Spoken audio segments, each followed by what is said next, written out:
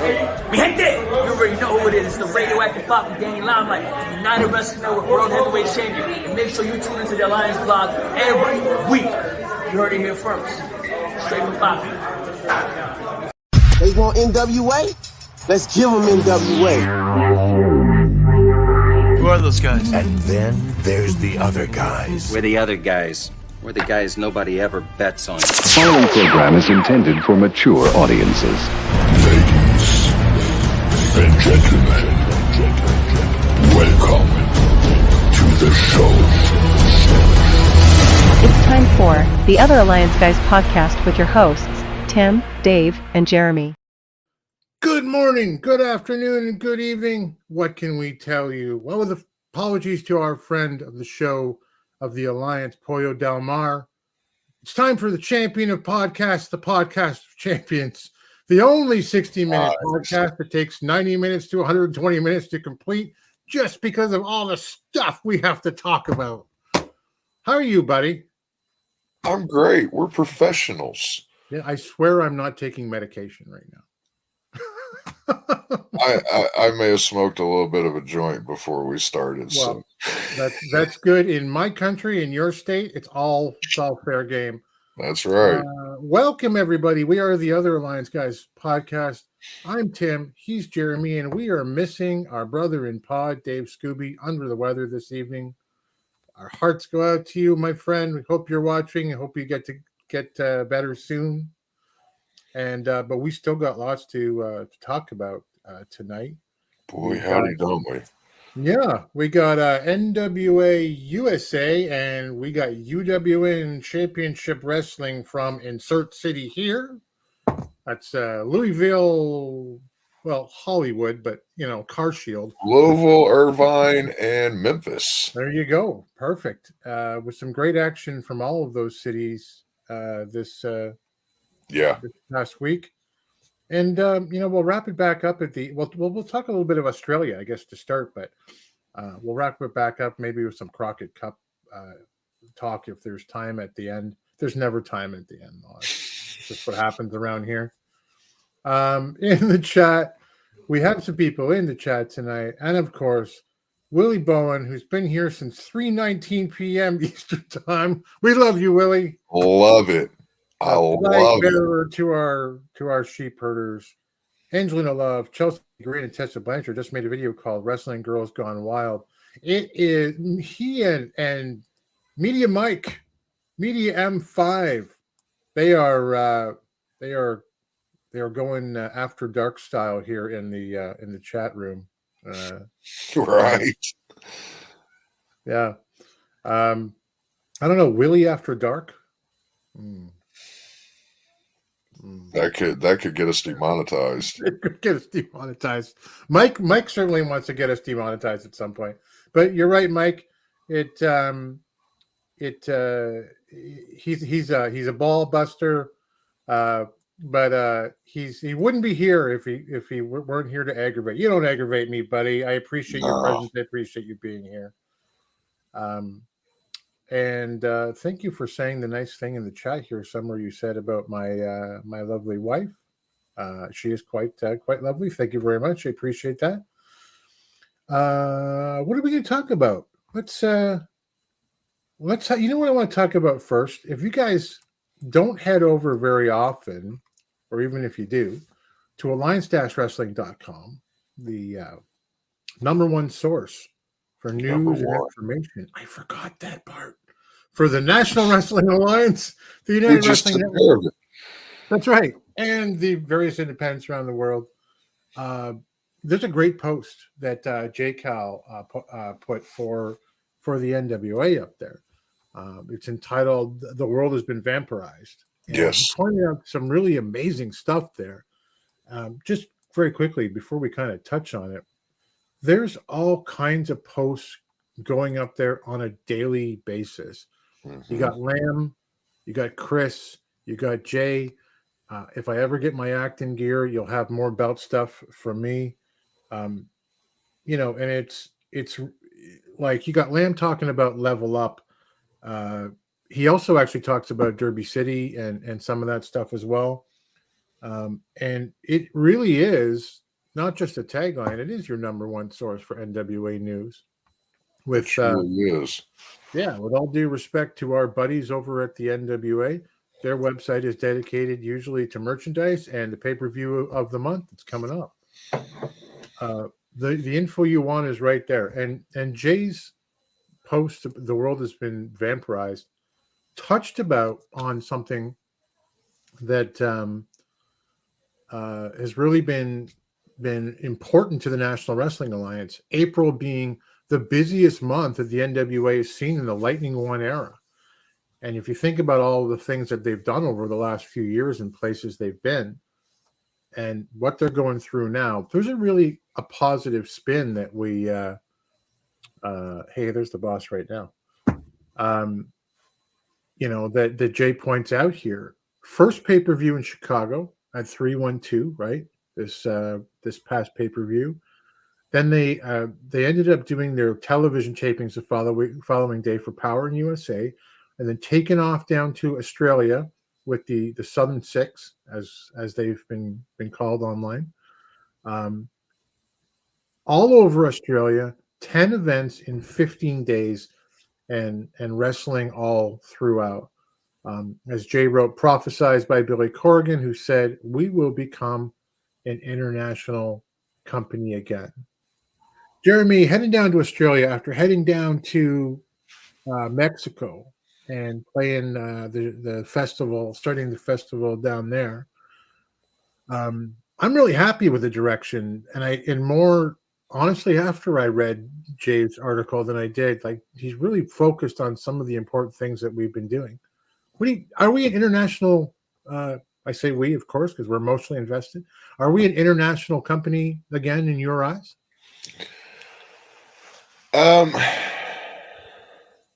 We're getting there. Yeah. We're getting there. If we could see more title defenses of our world title defended on other continents, then that really puts the world into it, and it does make us an international wrestling alliance again. And I feel that he is on the right path to do that. Yeah. It's a fun time. It is. It's, we've been really, I especially have been focusing on, when are we going to see that footage out of Mexico? And welcome Pollo Del Mar, the manager of champion, the champion of managers. We kind of took your tagline and mixed it up around our podcast. And I gave an apology up front to you, Pollo, for stealing your bit. But very, very happy.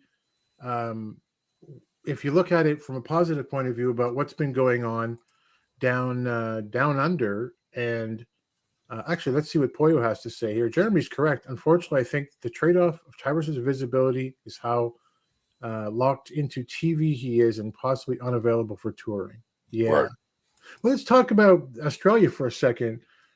Jay wrote on the website, 17 years ago marked the last time that the World Junior Heavyweight Championship had crossed the Pacific. It was Steve Anthony versus Tiger Mask on a New Japan show. Is that 17 years ago? No, that actually came later. I apologize. That was 2016. Kerry Morton over there has defended that title 13 times since he's become champion. 5 of those matches have been outside of the United States. He has victories over a couple of Australians like Adam Brooks and Mick Moretti. He's now 35th on the list as all-time days spent as champion. And that's pretty great. Presumably he'll be at the Crockett Cup touring with his dad. I hope so. Yeah, and that's an exciting title defense. Obviously, the NWA also has Kylie Paige that went down there. She has defended her championship on Power. She only lost her only loss in the title match was by DQ down there. Not sure, Jay writes, how that will affect the Lucky 7 streak. And spent a good amount of time wrestling Natalia Markova. And of course, La Rebellion stayed, as Jay wrote, stayed golden on this tour.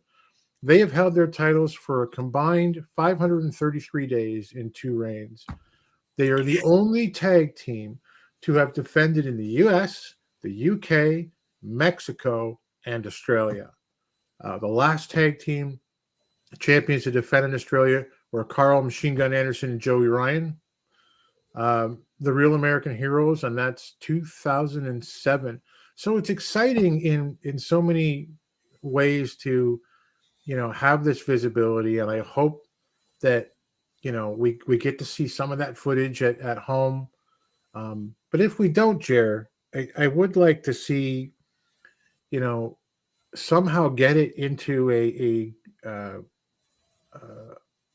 what's the word I'm looking for? Into a market where we can say, hey, the NWA really went on tour with the Pumpkins and their guests, and where can we show this if not on Power? Where can this be advertised? How can Tyrus use his platform to benefit that? I don't know if we're seeing that or not now. What do you think?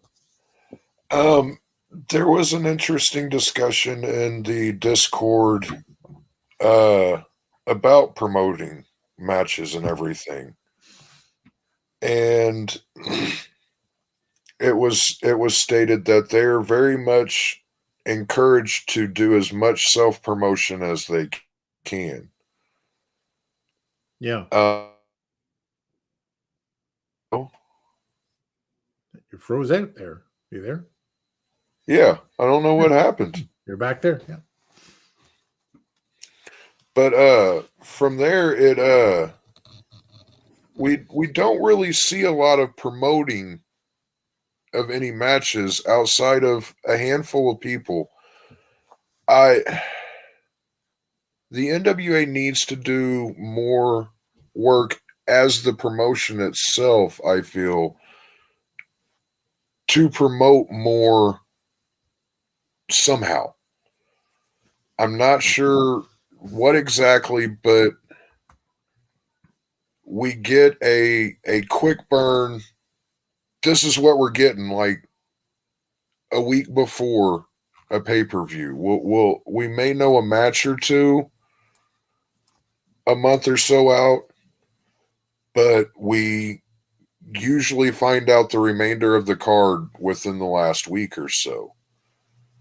And in order to get any type of growth, there's got to be more promotion from the promoter. Yeah, I think that's a really good point. So let's get to that. Poyo says, unquestionably, the NWA encourages all the stars to self-promote and promote the company, which I think we would agree with. We see that, Twitter and Instagram and all of that stuff. Jeremy's saying, obviously, you're saying like you're looking for the NWA to promote, and even like the website doesn't really have anything on it. Mike is saying, I wish they would. He's actually saying he doesn't quite see it that way, but I don't see many of them doing so. The ones I see or have on Twitter, that is, well, Poyo's response: we know the Thrillbilly Silas Mason and the lovely Poyo Del Mar, the manager of champions, the champion manager, the PWI contributor, QWI award-winning, all that good stuff. Faces E3 for the national title of the Crockett Cup. And Poyo and Thrillbilly fall into that handful of people that are active on social media promoting themselves and what they're doing. You got Poyo, you've got Thrillbilly, Joe Alonzo. Carrie's pretty good about hopping in there. But it's a handful of people. More of them need to get out there. Tyrus was doing a pretty decent job of it, and Scion was really pushing out the tweets and stuff and promotion whenever he was holding the strap, and I really enjoyed that. Yeah, I'm going to back up and get a couple, but I agree. When he was defending that national title, he had some great photos all over Twitter where he'd be eating pizza with it or in the bath with it, or very funny. Just to Tyrus using his platform for the NWA Willie's got a joke. First Tyrus joke of the day. Where you go, Willie? Oh man. Hey, Mandy. Welcome, Mandy. This may be an obvious comment, but I wonder why Billy doesn't hire a marketing person or team. I suspect only, and I certainly accept all viewpoints, that the company and the staff is small. There is I work with budgets all the time that have to be stuck to. So maybe until more of the dollars start coming in, there's less to spend on that particular thing. Right. That would be my thought. Jonathan Burrell. Oh, let me go to Poyle here first, just because it's above. We know the Crockett Cup's a 2-day event with the Crockett Cup finals coming on day 2. I can't tell you. We'll talk about the Crockett Cup a little bit later, but can't tell you how excited I am about the Crockett Cup every single year it comes around, guys. It is my favorite pay-per-view of all time. I know even nostalgically, like I look at it nostalgically, and it is, if you look at it now, the ones in 87 and 88 or 86, whatever it was, there were 3. They weren't good, but in my brain, they were good. And the nostalgia really sticks with me, and I love tag team wrestling. Where are we here? Jonathan Burrell. NWA doesn't know if it wants a WWE-like show or a UWN show, as in matches with storylines within the match and an odd segment, but they have limited themselves to matches and interviews only. I myself kind of like the way that they do stuff right now. I have long, I'm going to use the word hate here, Jeremy. I have long hated the, suddenly the camera's backstage and, someone's walking. I'm talking WWE, and then, something happens. It's an attack. And, that I'm willing in professional wrestling to suspend my disbelief. That's what my part of the role is as the audience. Yep. But I never bought it. We're just not supposed to, we're just there, and they don't know it. Yeah, man. So I like the way it's like, let's go to, if you're at a pay-per-view, it's like, let's go to May in the back. Let's go to Kyle at the podium, and they do that stuff. Just, I like this separation. How about you? I do enjoy that a lot better. I never understood why you're just one guy or two guys walking back through the hallways, have a camera guy following them. You're automatically foreshadowing that something is going to happen. Some sort of interaction is going to happen. Right. And I don't, that pulls me out of it, and going to saying we're going to May or we're going to Kyle, it does have a better feel to it, a more natural feel. So that way, if something does happen, you're not expecting it. Yeah, you're right. But Poyle, by the way, it said that they do have a marketing person and or team. That person returned not long ago. Okay, fantastic. And that she also go ahead. I was going to say the Crockett Cup, hands down, my all-time favorite wrestling event. I love anything that showcases tag team wrestling, which I'll tell you guys, I love singles wrestling. Tag team wrestling's better. And I told WPC within minutes of meeting him that my dream was to work that event. Yeah, man. So jealous. But maybe I'll get down there next She year. also brought up another good one. Unfortunately, many of our talents don't have the largest social media following. Someone like Tyrus sharing, because his following is large, would help. Yeah. And I think we've talked about it for a long time, and what could improve, and I'm sure we will. And it's all about improvement. It all comes from a good place.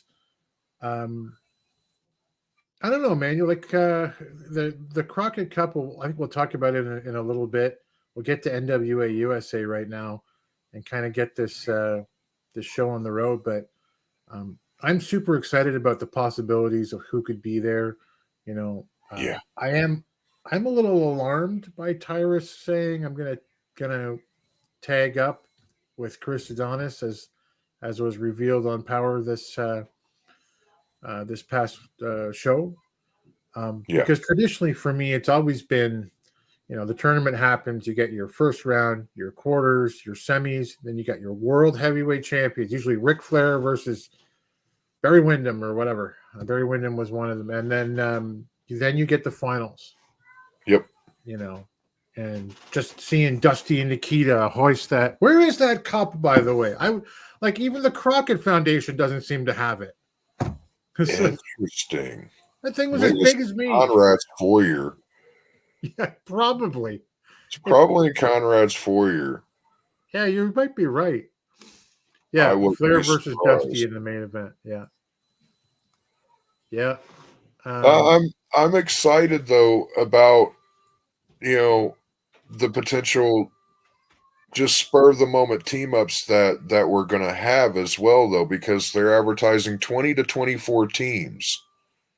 Yeah. Yeah. And that's, we'll talk about that right about now, actually, but let's bring it up since you brought it up. That's May Valentine saying, hey, it's going to be 20 to 24 team country gentlemen.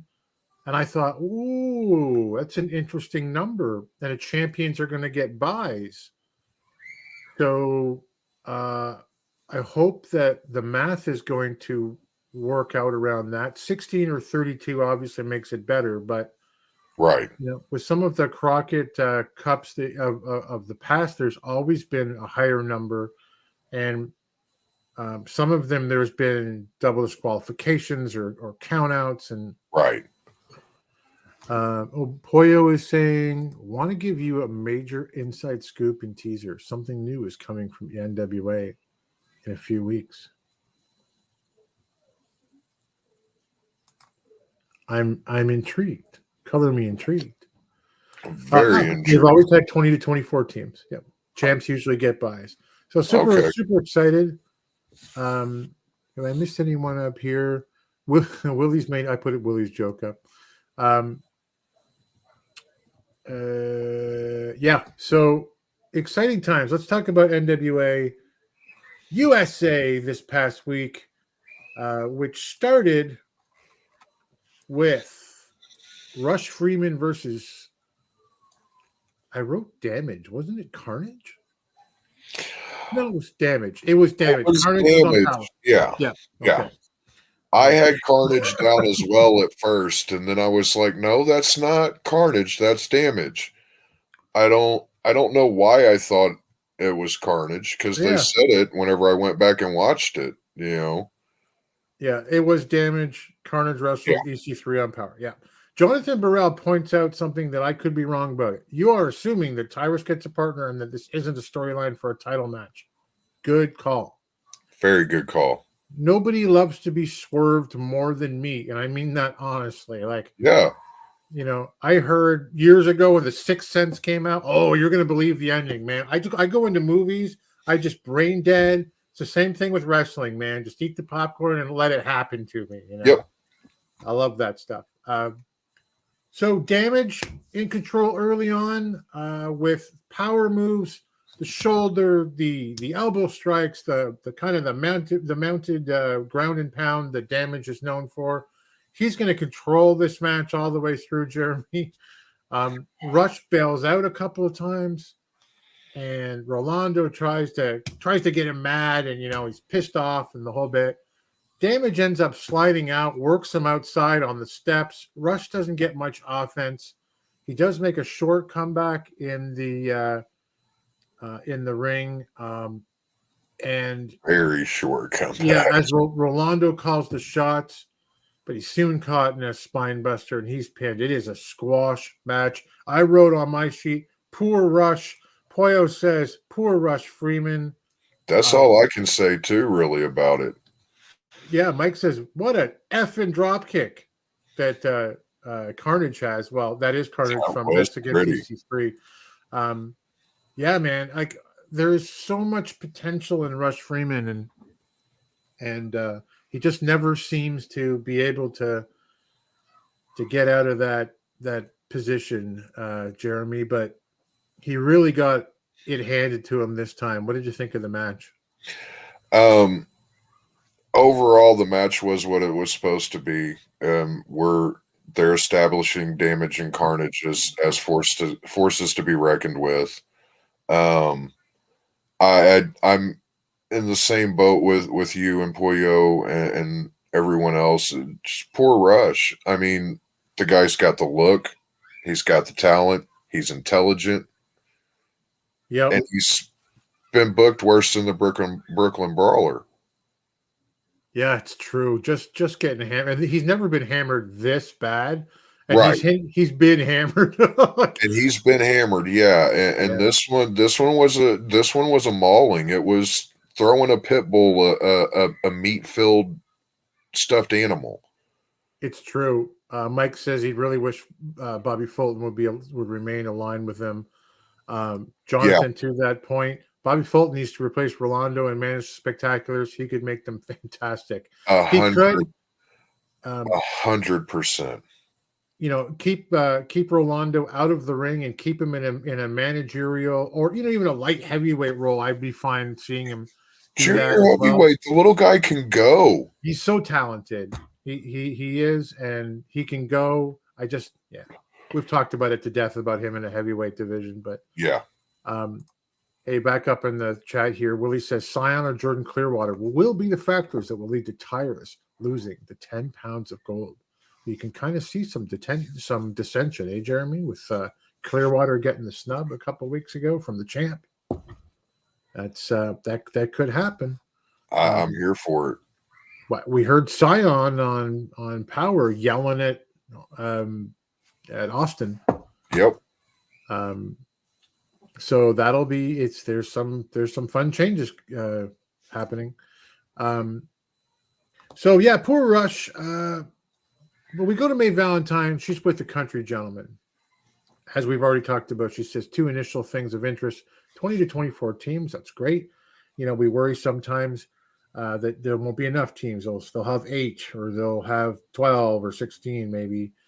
Even 16 it would be like, I'm fine with 16. But 20 to 24 teams, and that the gentlemen get automatic entries into the Crockett Cup as champs. Yeah. Anthony Andrews says he's excited to be part of it. Kazana says something that I thought was really cool. And something you don't hear in wrestling very much, especially when, we're all on social media and we can see that these guys are friends behind the scene and they hang out and they enjoy each other's company. He says only La Rebellion can talk down to us as the World Tag Team Champions. And I thought, I know you're always supposed to be putting yourself over first. We are the best. We're the greatest. We don't have those belts. Exactly. And that made me pop. That popped me big because that was a powerful statement. You're showing respect to the World Tag Team Champions, but also putting them on notice as well, though. Yeah. It was a very nice touch. Yes, very nice. Pollo knows at least 10 of the tag teams already. I think I had a list that we made in the background where I figured out probably 16, but Pollo knows. So yeah. We'd be, we'll I'm sure we'll see as they are revealed. Jay is fine with Rolando never being on TV again. I'm telling you, boss, there's talent there that can be, can be used and directed in different ways, and it has been used. He was another one. He's another one that does a lot of self-promoting on social media. Yeah. I do not like him at all in the heavyweight division being any type of contender like that. No. Once in a blue moon is okay if you build it up right, but it should have never gotten to the level that it did. But he can go. He can wrestle. He is talented. he can talk on the mic, and he'd be great in the junior heavyweight division. Hate me if you want to, but Well, I don't care. I think Poyo agrees with you. Rolando's a talent. People wouldn't think of him the way they do if he's the same size as Rush. Yep. Sure, but he's not, and that's it. But he's still super talented on the mic. Yeah. There's charisma out the wazoo on that guy. I hate him like everybody else in a heavyweight capacity. Yeah. I like this. There's a little tease for you. I know a couple, probably not on anyone's radar. Scooby and you and I came up with a list in Discord that was like, what about these guys? Wouldn't that be cool? Yeah. Well, maybe we'll share that next week when we get a little closer. I wouldn't mind, Mike says, Rolando on TV, but it has to be done well. The kid, you can tell, has a big heart, sucks up a lot of abuse as he takes in the ring. His on-camera role sucks ass, but so I hope that they find better. Yes, this is me being nice. I think he's great in a manager role in the way that, like, he can trip somebody up. He can, like, get in there and knock somebody out or whatever it might be with something from the outside. Yeah, he can do a lot of tricks and almost Aaron Stevens style. Jonathan Burrell says he could be the NWA Spike Dudley. That's what I was getting ready to say too. He the way he takes bumps and the amount of punishment that he can take, he reminds me a lot of Spike. Yeah, and Poyo adds he could be used as Mikey Whipwreck, one of my favorites, or the 1-2-3 Kid. Yep, really underrated. I love the kid. Like I said, it built up right and done right. Yeah, but there has to be a limit for it, Yeah. 1-2-3 Kid didn't get multiple runs at the titles and heavyweight titles and stuff. Those were one-off things that people backstage pushed for him to get. Or Crash Holly. Yeah. Crash is another one that was highly underrated that doesn't get spoken of a lot. He could take a fucking buttload of punishment. I'm sure Poyo's going to speak to this one. FTR to the Crockett Cup. Source Poyo. Well, there you go. Confirm it. Somebody get Alvarez on the phone. Somebody get Meltzer. That's right. Where are the bodies located? Who do we get then? We get Kylie Paige versus Sierra. The debuting Sierra. My match of the week. Yeah. Kylie just got a contract, I think, this week, right? From the NWA. Congratulations to her. I think she's like 19 or 20 tops. So, Poyo will not confirm. Absolutely no deets on that. No details on that at all. Yeah, they're incredible. What were we saying? Yeah, I think Kylie's like 19 or 20. I think she's 19 actually. So 19, Sierra's 19. Yeah. So Sierra's she's playing the babyface role here. She's a hometown girl. She does a double knee strike in the corner and a short arm that are really good. Kylie ends up fighting out of a fireman's carry with the elbow really viciously. She's pulling her hair and hitting her from behind. Then there's this vertical suplex kind of into the buckle by Sierra, and that drop kick that we used as our thumbnail this week. The what'd you call it? The agony of defeat. Brutal. Or the surprising cost of reconstructive surgery. Yeah, that's right. Or exactly that. It just looks so legit. I backed it up for the first time in a long time and went, hey, look at this. Look at this. I've watched it probably 18 or 20 times. It's brutal. She looked legit. Sierra recovered. So you can tell that it was not a missed spot, I don't think. But no damage done in reality. She recovered. She made some good chain pinning attempts. She's anyway. So Sierra's great. Kylie's great. There is a Canadian destroyer. Did you order the code red? Right. I don't know you, man, but I think like me, you probably enjoyed this match. I thought it was perfect for USA and a great debut. Absolutely perfect match for USA. Great way to debut Sierra. She looked really strong, especially kicking out after that double boot to the face.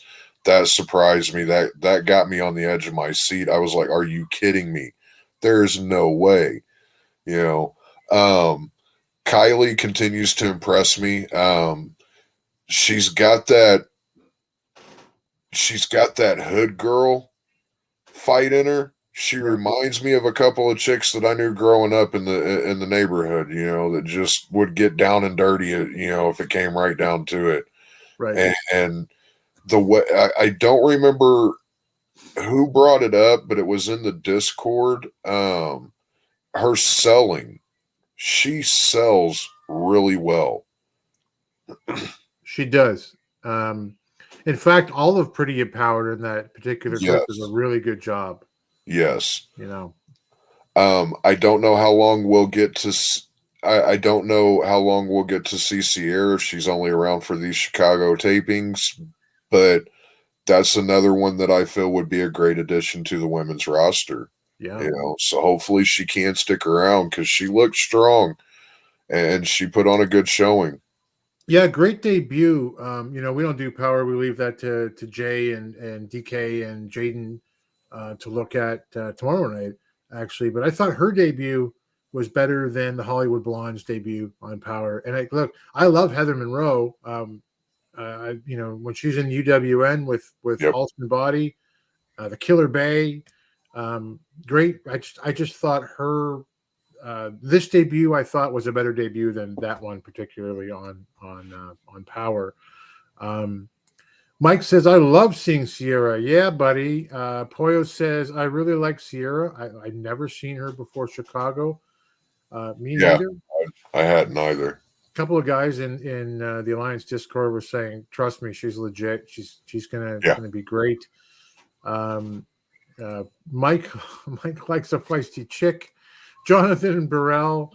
Joe Galley got a couple of calls wrong on the show. Oh, by the way, Jonathan, I missed I got to put this one up. Turnbuckle drop kick. Like what we were talking about. Crazy. So good.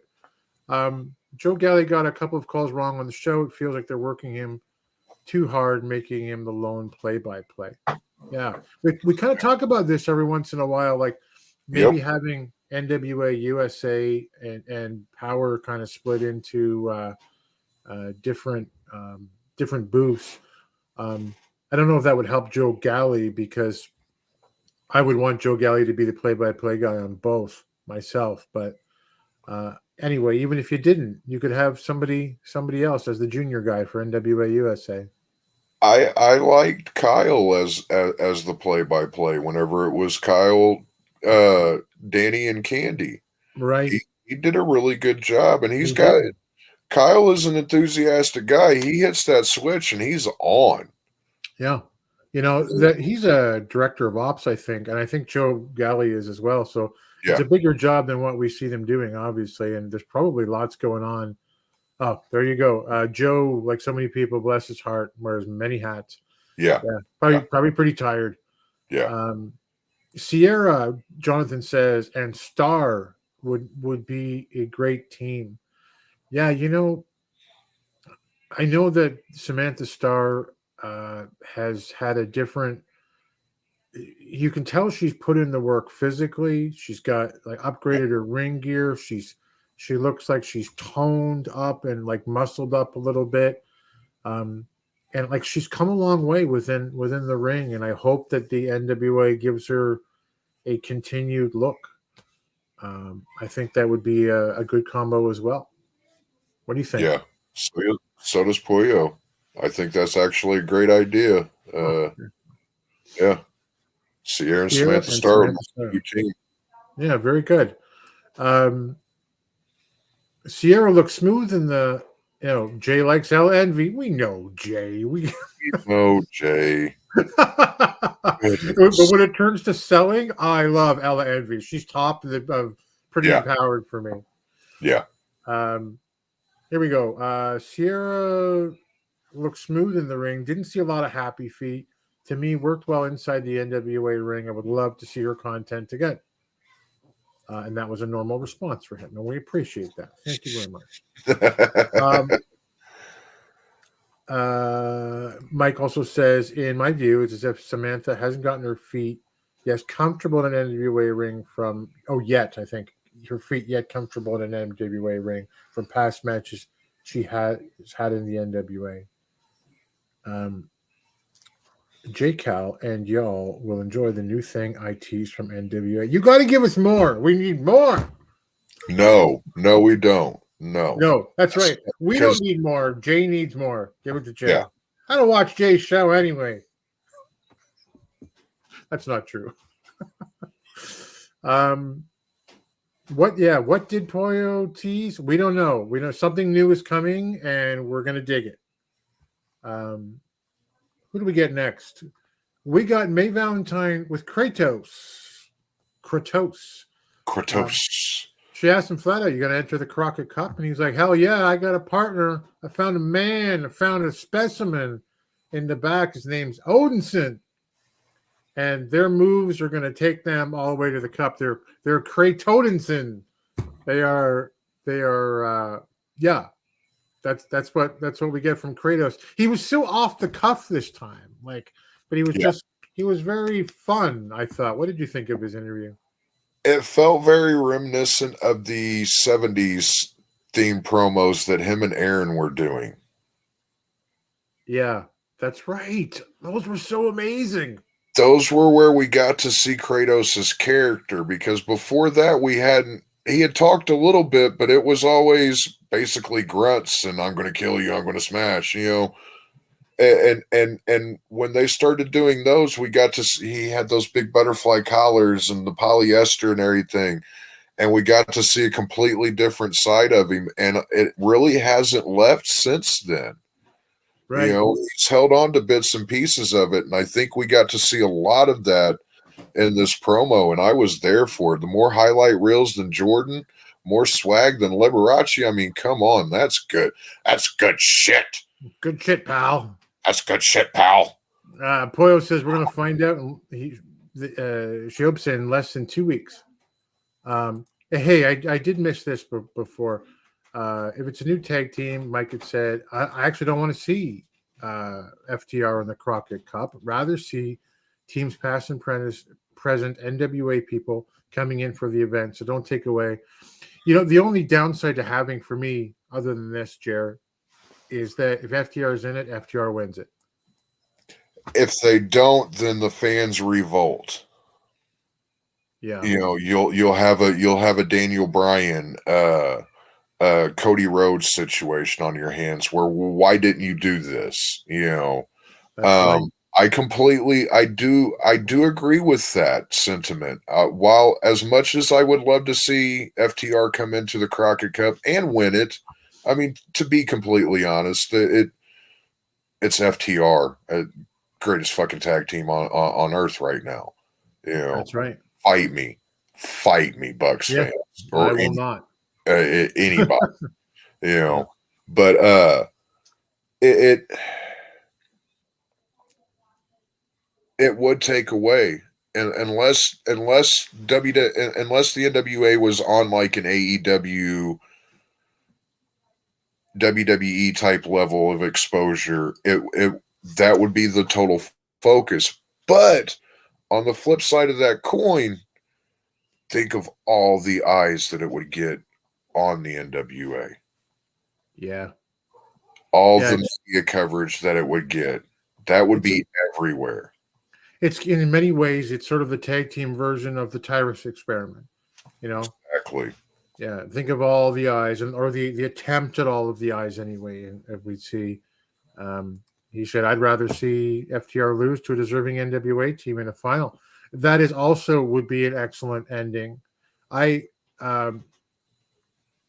really hope, and I tweeted this a little while ago, that Mark Briscoe is there and has permission to be there or what have you to hand the Crockett Cup to whoever wins.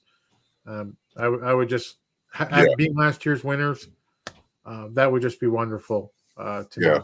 because he's not going to show up with a tag partner. He will only wrestle singles or multi-man matches now. He will not tag with anyone anymore. But that, I feel that would be fitting, would be for him to pass it off to the winning team for it.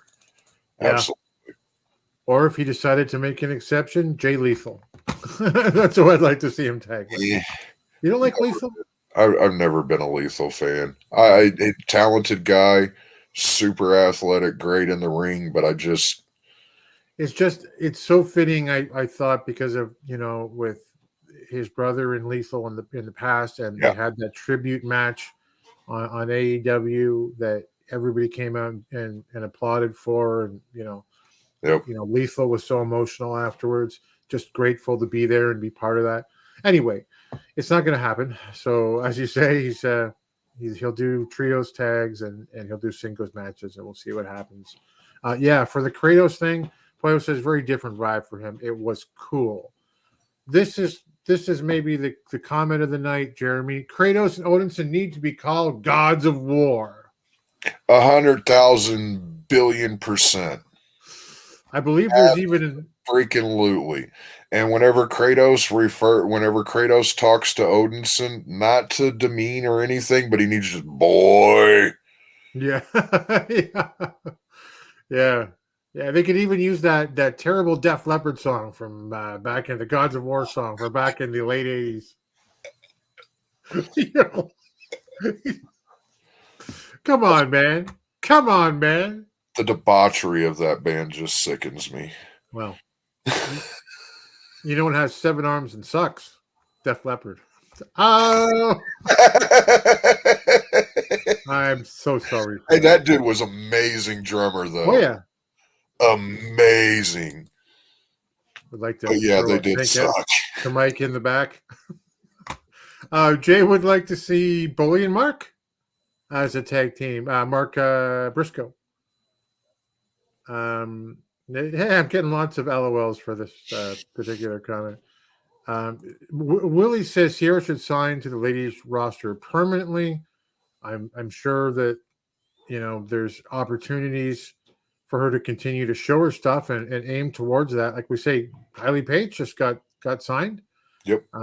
That's wonderful. As Mike says, that dude was a good fucking drummer, though. That's for sure. Yeah, he was.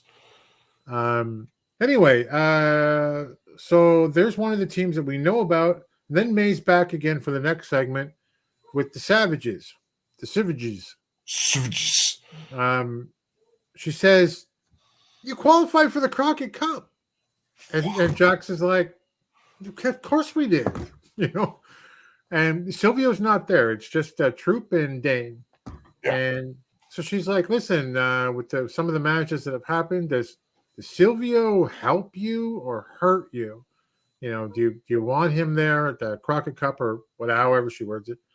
And Jax is like, we want that representation. He makes us better. He makes him smarter or me smarter. He makes him badder. We want him in our corner. I thought it was a little awkward, unless you're teasing some kind of dissension down the road, Jeremy, that that they went this way. What did you think? I had the exact same thought. I read way too many detective novels and stuff as a kid, and just little things like that just always pique the back of my head and just get those wheels spinning and going. So what direction are we really going with this? It's just a little too much of a foreshadowing. It needed to come about more naturally.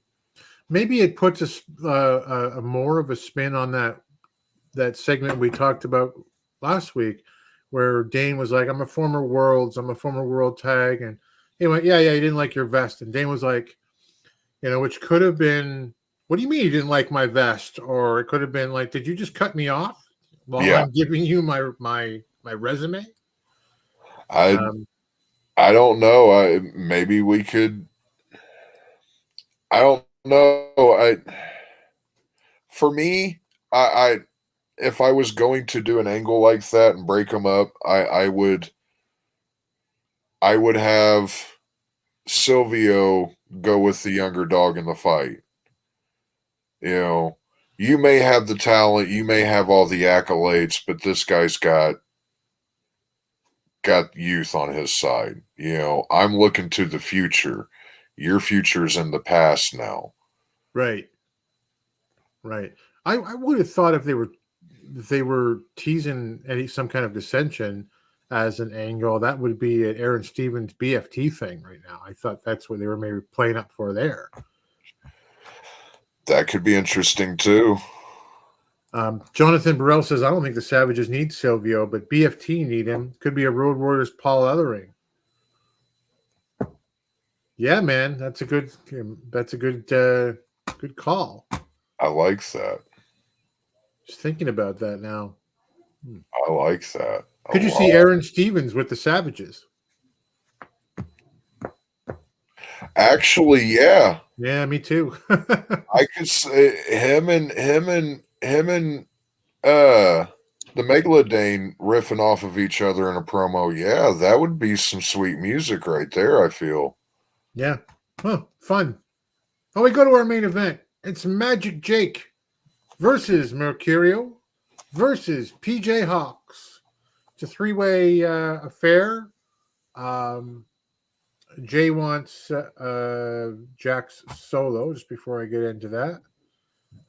Yeah. I did like him at that time when he first came back in. You remember with Danny Deals as Mama Storm and like Godzilla, Jack stayed, and he was ready to go and kill everyone in his path. But let's win us. Let's win us some U.S. Tag Team titles first. So in this main event, Jake and Mercurio, they chat strategy about what they're going to do in the beginning. PJ kind of reads the room and goes, okay, forget this action. He takes them both on. He tosses out Jake. He drops Mercurio. And after he does some damage back and forth, the other two, they end up bailing. They kind of push each other around a bit angrily. And then CJ kind of, I don't know, says something. I'm not really sure. And they kind of get on the same page a little. And so they get back in the ring. They work over PJ, lots of strikes and suplexes. The beating goes on a while. There is a pinfall attempt that Magic Jake stops on PJ by Mercurio with an attempted magic trick to the ref. It doesn't work. The spot didn't work for me particularly. The ref was just like, Yeah. They had a cool combo where, forgive me if I get it backwards, but I think Mercurio had the camel clutch on, and you didn't like the spot. I can tell by your face. And then Jake put the Boston Crab on, and there was like, if he taps right now, who gets the win? Yeah. I hate spots like that. Okay. That's why that's one of the big reasons why I don't like 3-man matches, because eventually you're going to get a wonky thing like that. Yeah, Mike calls them Mercurochrome. Smoke and Mirrors is the Alliance Wrestling name, confirmed for the Crockett Crop Course. Sir CJ. Get the belts first for Jack State. There is a double superplex attempt blocked by PJ. He hits that top row body press that he's so good at, that one that he did off the second floor balcony of the mall a couple of years ago. Just crazy. Nice leg lariat and suplex comeback. Jake's bleeding, I think, around the mouth. Just probably something gone wrong. Mercurio, however, ends up hitting a burning hammer on PJ. But as Joe or maybe just Deal said, he hollers at CJ instead of making a cover, and Jake, who's outside, kind of crawls in and covers instead. You can see Mercurio looking back. He doesn't really seem to care at this particular moment. there's some tension at the end of the match, Jeremy, over CJ, as Jake, she is presenting Mercurio, and he's like, "No, it's me. I'm the winner." One other small thing, and then tell me what you thought of the match overall. Joe Galley says, like, does CJ speak English? And Deals is like, yeah, she does. I'm like, well, that doesn't, in my head, I'm like, doesn't that make the last year of her character, or whatever it's been, harder to explain? I thought she didn't understand English. I thought that was the whole deal. But anyway, over to you.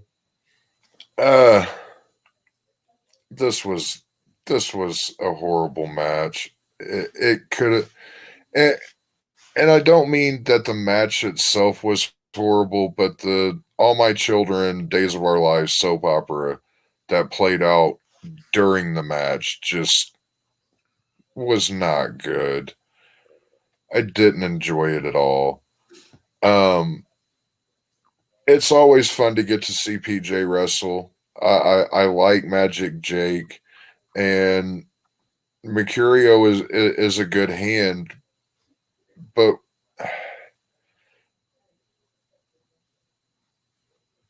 don't backtrack. What am I backtracking on?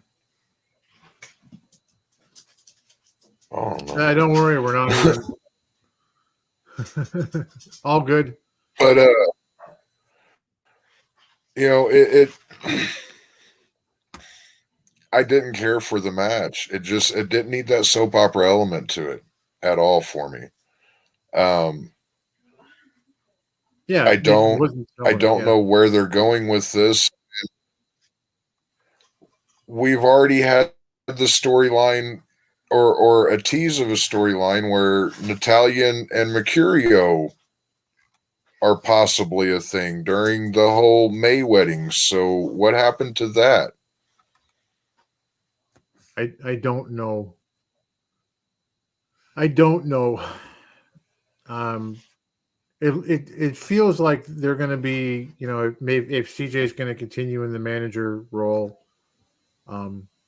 that maybe it's Jake and Mercurio for the Crockett Cup. That would make sense to me, but it's a shame not to see her Christy Janes in the ring. I don't often get time to go back and watch old matches, but I was looking up Heather Monroe, and I thought, like, oh look, Heather Monroe versus Christy Janes in the UWN, and it's a great match. Woman can wrestle. Great athlete. But that was the main event. Let me see what's in the chat here.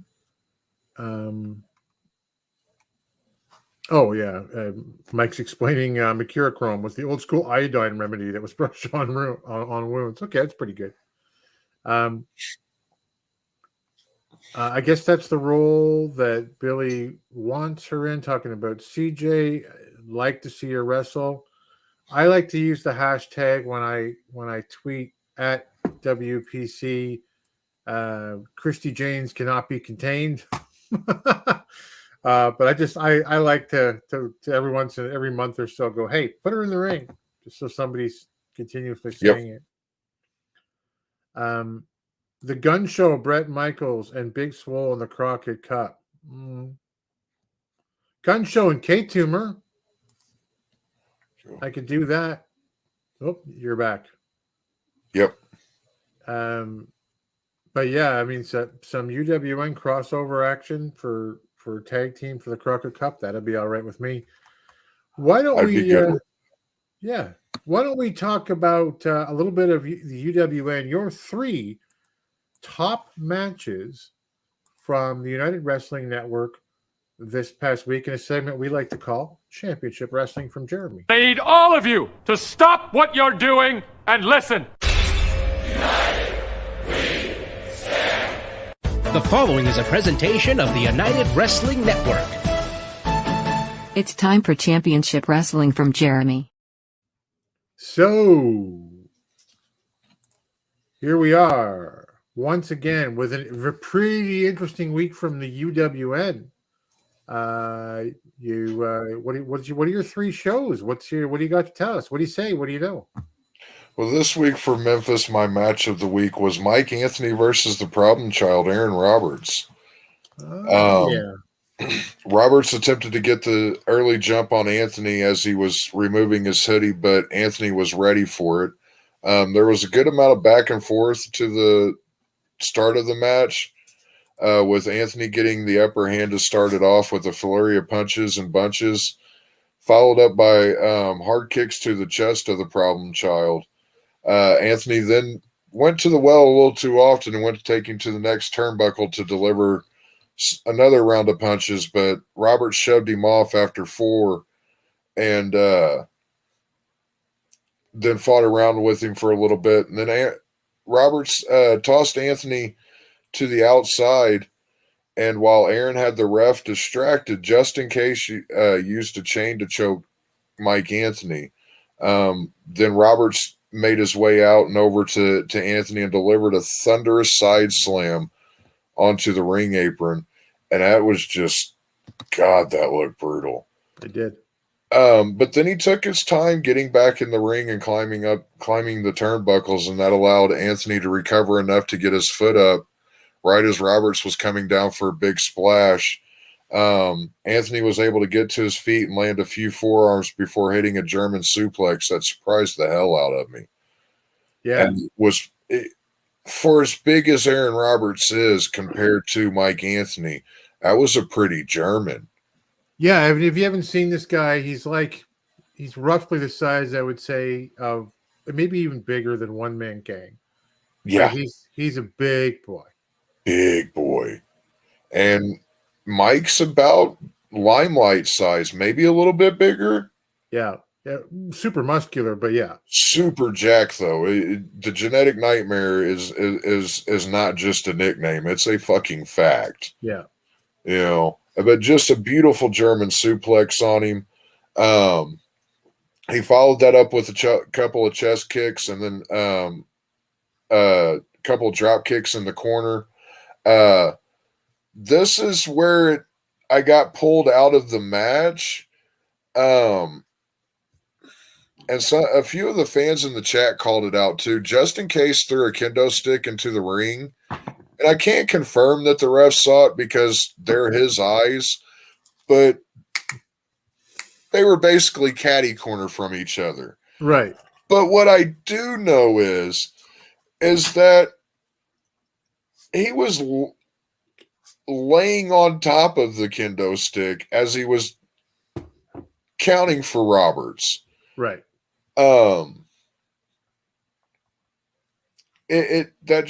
That pulled me out of it. But that aside, it was a decent match. It built it up. It built their storyline and moved it forward. It's been announced that this Sunday, May the 7th, Mike Anthony will face Aaron Roberts in a kendo stick match. Yeah. So look forward to that airing in the future on Memphis Wrestling. You know, before you move on, I got to give it to Mike Anthony, who I laughed at like months ago with you guys when I didn't know anything about UWN, about being the guy who yells in schoolyards and back alleys and stuff. But he was a guy who, when he dropped the title to the Gun Show, he was clearly the most hated heel in that place. He went away. He was gone for a couple of months. He came back, and from like the moment he was back, he's the hottest babyface. He went after the biggest bully in the yard, and the crowd immediately embraced him, and it's just gotten the cheers have just gotten louder for him. Yeah, incredible. He's what a great athlete, just with that great charisma and gravitas, and he hasn't even been on the mic yet. So right, and that's what I'm excited for. Yeah. Whenever he does finally talk, right, you know, and lets loose, I want to hear what that promo is. Mm-hmm. We then jump to Championship Wrestling presented by Car Shield, and I didn't pick a match this week. I chose the opening segment where Johnny LaQuasto made the announcement that in 2 weeks, friend of the Alliance, Danny Limelight, will face none other than the filthiest one, Filthy Tom Lawler, for the United Wrestling Network World Heavyweight Championship. This is an intriguing matchup because Danny is a stable member of Team Filthy over in New Japan Strong. Yeah. They even wore the baseball jersey. Matching jerseys even. Lawler tells Danny that they're not the same. Danny has fought some big names, but he hasn't fought Filthy Tom, and the UWN title will be going home with him. Danny told Tom that while he is a prize fighter and first and longest reigning New Japan Strong openweight champion and has won championships everywhere he's gone, this isn't New Japan Strong. This is UWN, and Danny Limelight is the captain now. He is the face of the company, the UWN World Heavyweight Championship, the flag bearer in this bitch. He's going to put Tom Lawler out because he said so. Yeah. And then the two go nose to nose with Laquasto getting in between them, telling them 2 weeks. Yep. And then up went the title. Yep. It was so good. Crushed it. It was like, you know, you're the captain of the team, like for Team Filthy. I got my jersey on. You know, we've been around the world. We've done stuff together, and but nose to nose. This is my turf. I'm the captain now. It was like Captain Phillips, the movie. I'm the captain now. Yes, that was one of those when we're in your ring in New Japan. I'll play by your rules, but this is my house, and you're not going to disrespect me in any way. And I was totally there for it. Yeah, it was so good. I outshined everything else on the show, unfortunately for me. Before you go to the third one, because we'll get lost in some of these things, they won't make as much sense later for some of the comments. Aaron Roberts is one man gang junior, says Jonathan. Yeah. Mike Anthony looks a little bigger than Limelight. Yeah. But yeah, just wanted to get those done. Oh, to your comment about the books earlier. I read Philip Marlowe and Mike Hammer PI books and watched their movies and TV series. Yeah, man, with Stacy Keach. Stacy Keach is Mike Hammer. I read those. I read Hardy Boys. I read Sherlock Holmes. I read Edgar Allan Poe. Yeah. A lot. I read a lot growing up. And then Elmore Leonard. I got into Elmore Leonard whenever I got older. Yeah. I love that guy. That was so good. You know, and Jay talking about this stand-up between Lawler and Limelight. Storytelling 101. It's so easy and it's so good. This was just basics, you know, and it crushed. Like I said, I usually watch the shows 2 to 3 times. I watch it, then I watch it to get notes, and I end up having to go back and rewind and stuff. So while I'm doing my notes, I end up watching each show probably 2 times. Right. You know, and that segment outshined everything else. And there were great matches on that show, but that one just crushed everything. You know? Yeah, 100%. We then go to Derby City Match of the Week. And again, we got Danny Limelight, but this time it is a match, and he is versing Rocco Bellagio. Mm-hmm. Bellagio was the longest reigning champion in Louisville, alluding to his run in OVW. Danny is listed on Cage Match at 5'8" and billed for this match at 189 pounds. Bellagio is listed at 6'4" and billed at 265 pounds. Limelight is giving up 8 inches in height and 76 pounds in this match. Yep. Rocco was laser focused, whereas Danny seemed to be taking this as another day at the office. Bellagio started out strong, using his size advantage to power Danny from corner to corner before sending him flying over the top rope to the concrete floor. Danny came back with some kicks and a crossbody, but Rocco answered with a massive power slam. Rocco continued his onslaught on Limelight and showed why he was the longest reigning champion in OVW. Limelight was able to hit a Meteora, followed up by a corkscrew to Rocco on the outside. The staggered Rocco for a moment, and Danny gets him in the ring and was able to climb to the top rope and land his frog splash, but Bellagio was able to kick out at 2. Danny went to the top rope again, but Rocco caught him and choke slammed him and went for the pin, but only got a 2.999 on it. Bellagio then went for pop-up power bomb, but Limelight used the momentum to escape and come off the ropes and appeared to go for a Hurricane Rana, but modified it at the last moment into a rear naked choke and dropped Rocco inches from the ropes for the win. Yeah. I watched this at 2 times speed because I was cramming to get my notes done. There's a lot that I left out on purpose because you people need to watch these shows. I'm there every Saturday and Sunday. I'm in the chat. I see who shows up and who doesn't. You know, I know who's there and who's not. I've got my finger on the pulse. If you're not watching Memphis, UWN, and Derby City Wrestling, I hope that all of your champagne is flat and none of your wine is suitable for even cooking. Oh my God. That is it. How do you possibly say things like that to people? Well, because they deserve it if they're not watching. I'm a savage. You're oh God. I'm a savage. Oh man. Excellent. It was a great week. Great week for the UWN. It was just Dave Marquez, Productions. Give it to me all the time, man. Pollo used to like Bellagio and OVW. I haven't seen him in years. He looks good. Once the pandemic hit, they talked about it in commentary. Once the pandemic hit, he stepped away. He didn't wrestle while the shutdown was going on. There you go. Yeah, he looked pretty good. He was good in this. The end of that match too. There was a handshake and yep. He pointed at Danny. Here's your champ. Got me legit. Took him out with the what do they call that thing? It's basically a sleeper, but I love the way Danny floated around too when he threw that finish on. Yeah.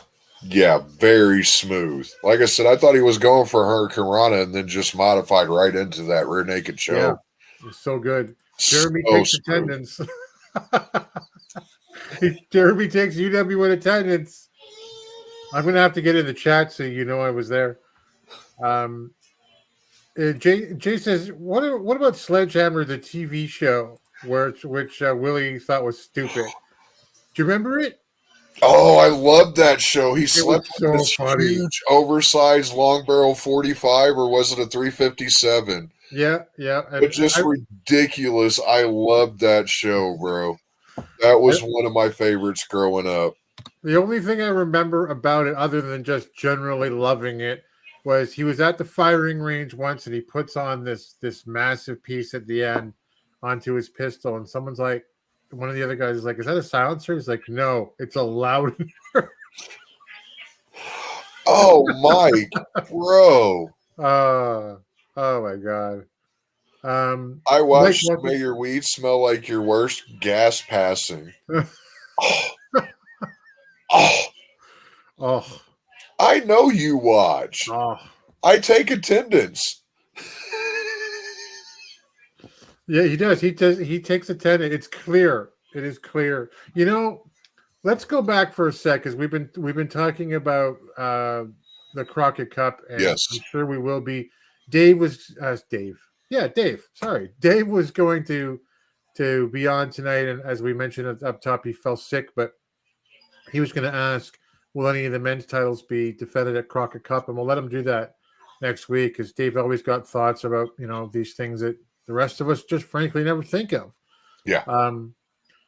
But I was looking back. I watched. So may your wife turn out to be your sister. Hey, there's I think they're here in Colorado that found out that they've got like 2 or 3 kids and found out that cousins are related somehow. Oh, I mean, that's yeah. There are people who would love that. It's true. The same in some places. That's the norm. I moved out of Kentucky for that reason. There you go. You know, No offense to Mike. No offense to Mike. What did Mike say? I lost the. You throw it up. I lost the thing here. No. Mike lives in Kentucky. Oh, that's right. Yeah. Yeah, Mike. I just mailed you your beanie. By the way, Oh, he's in Tennessee. Okay. Yeah, I think he was in Kentucky. Thursday or Friday. So you should probably have it soon. Yeah. You know, I went back and looked at January in our Discord and the 16 teams that we wanted to see in the Crockett Cup. And it's funny looking at them now, almost just exactly 5 months later, just not a thing anymore. Like a third of them are not even possibilities anymore. Well, we know the Fixers and La Rebellion and BFT would be there. No JTG and DePope. Yeah. And we know if because he showed up, he's on the opening segment for the Pope. He's the first guy you see when after that logo comes up for, was it Derby? It's Derby, right? Derby City, yes. It's Pope coming off the top with that elbow. So no Pope. It'll be interesting if there's he's working Derby now. Love seeing him there. I hope you guys are aware that the Pope's Point of View is a podcast. We call ourselves a podcast. We're not. We're actually just a live stream, Jeremy. Isn't that interesting? Yeah. It's never occurred to me before Jay said something a week or so ago. I didn't think about that either. Yeah. Where is the Pope? He's in Derby City. Yeah. But Pope's Point of View is co-hosted by Pollo. It's a great show. Great show. And they get into lots of different things, WWE and AEW, and it's a lot of fun especially to listen to Pope mispronounce Pollo's name every single time. Matter of fact, I do believe I am all caught up on Pope's Point of View.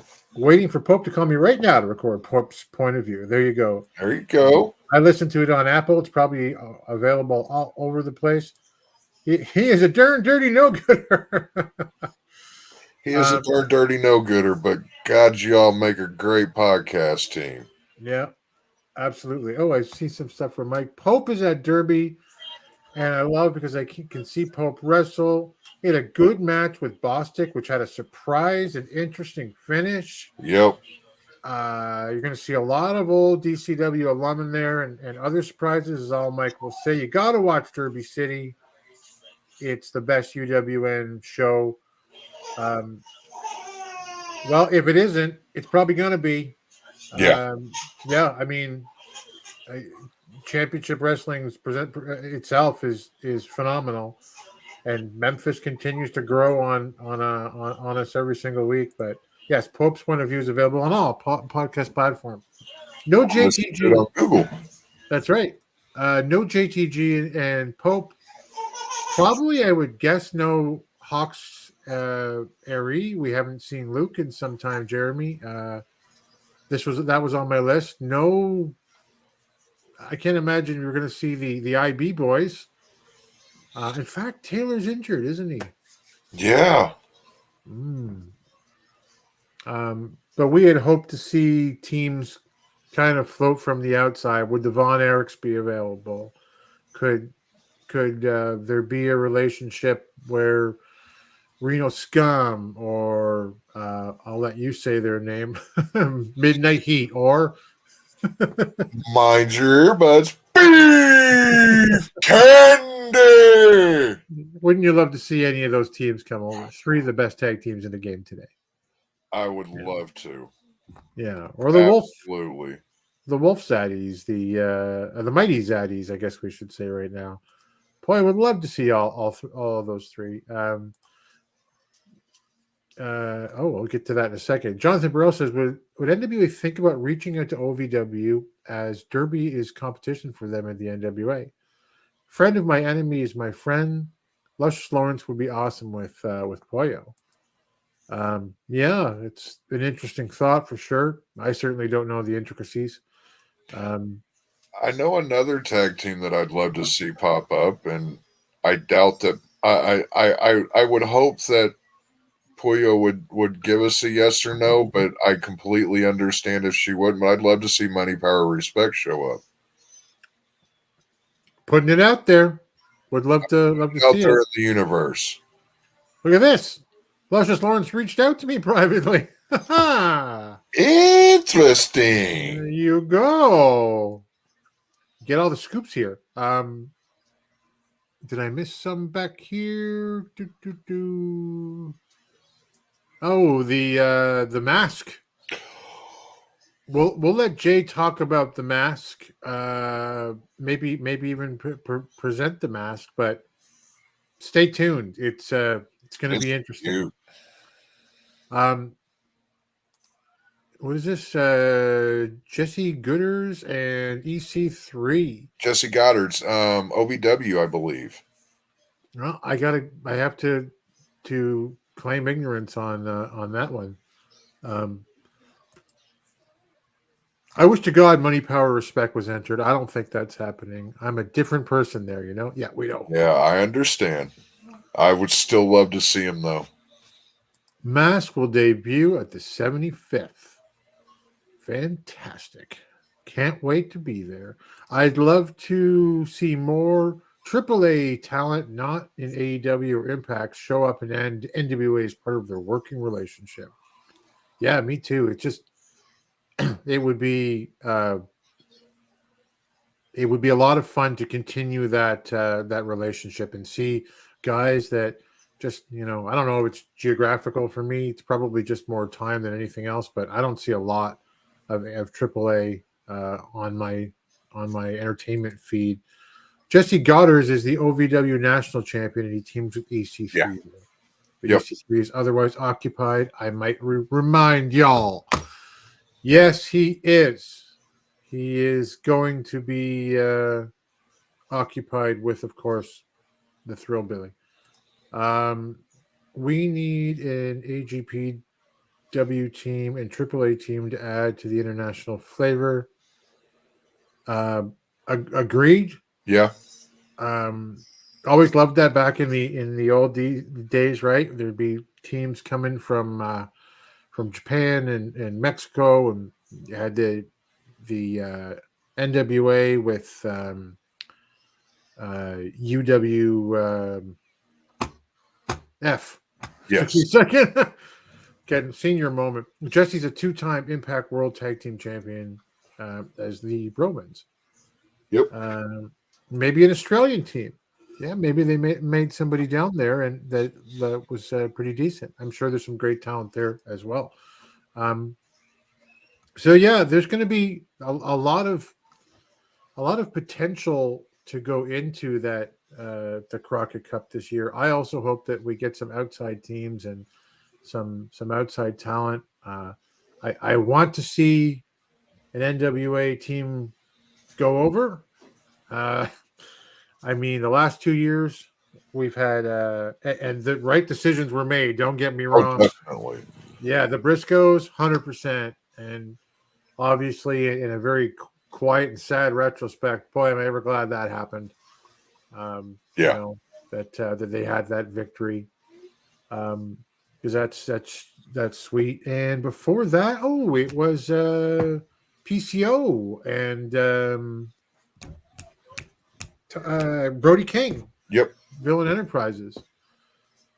Taking that. So, yeah, very cool. Speaking of PCO, he'll be showing up in Memphis. He will. With Tommy Dreamer. with Tommy Dreamer next week. Yes. PCO is not human, guys. No, he is not. He is the ultimate Canadian. Hey, yeah. No, you're right. He is. He is. Yeah. I don't know how old PCO is now. I guess I could look it up quickly. It's 50-something. But the resurgence that he got a few years ago as PCO and Pierre Carl Ouellet went away, and PCO emerged in the backwoods Frankensteinian shack of Dr. What's his name. Great videos if you haven't seen them. Yeah, they are so cool. Here we go. Yes, 5 teams have held the cup. Road Warriors, Dusty Nikita, Sting and Lex, Villain Enterprise, and the Briscoes. I think he's 55, 56. Just keeps going. There is, if you guys ever want to look it up, there is another Crockett Cup. There is a Crockett Foundation Cup that has its own lineage, its own title, that has teams that, there have been a couple of famous teams that have got into it, and some independent teams who have won it. Maybe I'll find that post and dig it out and put it on social media. What's this here? Willie Bill in the deep backwoods of the South.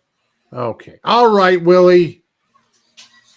That was a one-off of the winning teams, unfortunately, are relative unknowns. Yeah, the whatever they call the Bulldogs. It is not NWA lore. You're 100% correct. But it freaked me out when I found it a few years ago. But there you go. Chris Trump, Big Chris. Bring in the Samoan SWAT team. They're tearing up MLW. Yes, Chris. Please. Yeah, you got it. Are you guys listening? That is an excellent suggestion. Man, what time is it? 7:30. We can call it the 90-minute mark. What do you say? Wow. I want to thank you guys for tearing up the chat tonight. Right. Thank you, everyone that's joined in and kept us going on this. A great chat.